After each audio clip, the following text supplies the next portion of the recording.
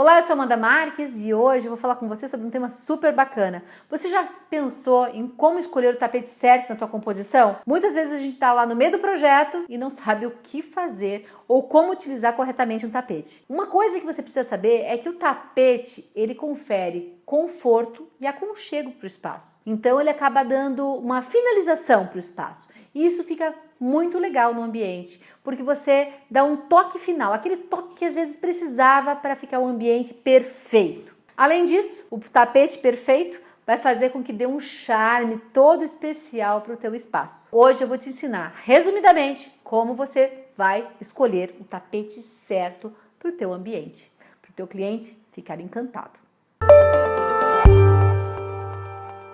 Já pensou em escolher o tapete e dar errado? Ficar um horror aquela sala?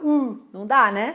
Então, na hora que você for escolher o tapete, uma das opções é você deixar ele por último. Escolhe toda a composição primeiro, faz tudo o que precisa e por último escolhe o tapete. Se de repente você escolher um sofá ou uma composição, papel de parede, elementos que sejam mais listrados, estampados, opte por um tapete mais neutro. Agora, se for o inverso, se o teu sofá for liso, se o papel de parede ou a tinta que você utilizou na parede, a cor do ambiente for uma cor mais neutra ou até mesmo mais lisa, você pode usar algo estampado no tapete. Tá? Essa é a primeira opção. Agora, você pode fazer o inverso. Você pode escolher um tapete, que é uma obra de arte, e aí em cima do tapete fazer todo o resto da composição. É uma opção tua, você que vai definir. O que você vai priorizar? A decoração como um todo, e aí o tapete ele vai se tornar somente um elemento de decoração para finalizar o espaço, ou você vai focar no tapete e todo o resto vai conversar com base naquele tapete. Você pode utilizar o tapete nos mais variados lugares.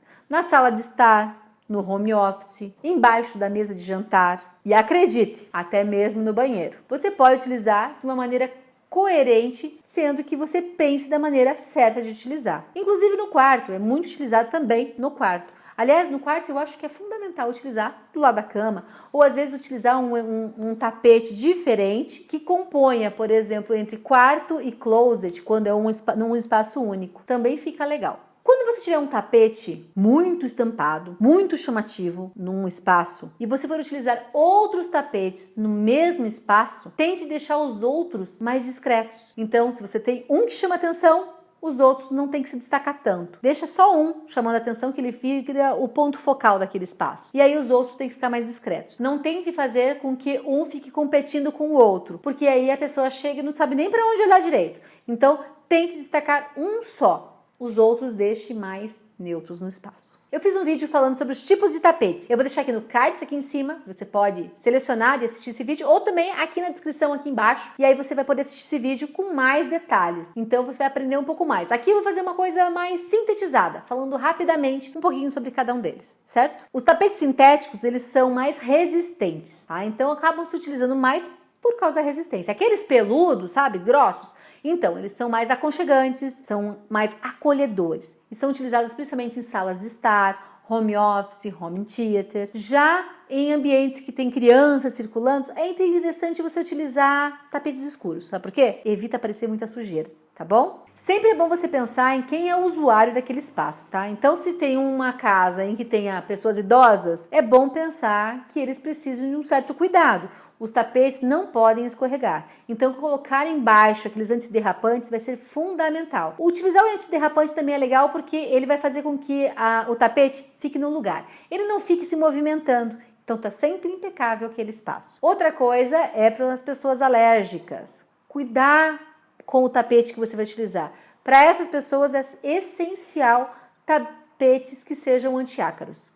Joia? Quando você for utilizar o tapete numa sala, por exemplo, faça com que ele entre embaixo do sofá. Porque se você utilizar um tapete menor, por exemplo, menor que o sofá, vai fazer com que dê a impressão que você está utilizando um tapete inadequado para o espaço. Ele tem que ficar com as bordas aparecendo para fora do sofá, certo? Porque isso vai fazer com que o piso emoldure aquele espaço. Quando você for utilizar em sala de jantar, o tapete ele não pode ser peludo, tem que ser aqueles mais finos, porque é fácil de limpar e aí assim, se cai algum alimento, você tem uma facilidade. Imagina um peludo ali, aí cai comida, gruda, né? Horrível, né? Então, pense num tapete que ele seja mais resistente. Os sintéticos são ótimos. E olha, a posição desse tapete tem que ficar para fora da cadeira. Então, mesmo quando eu puxo a cadeira para trás, a cadeira tem que ficar em cima do tapete, certo? Para fazer uma delimitação de área. Ele demarca aonde é a sala de jantar. Se você gostou desse vídeo, dê um like, assim vai ajudar o nosso canal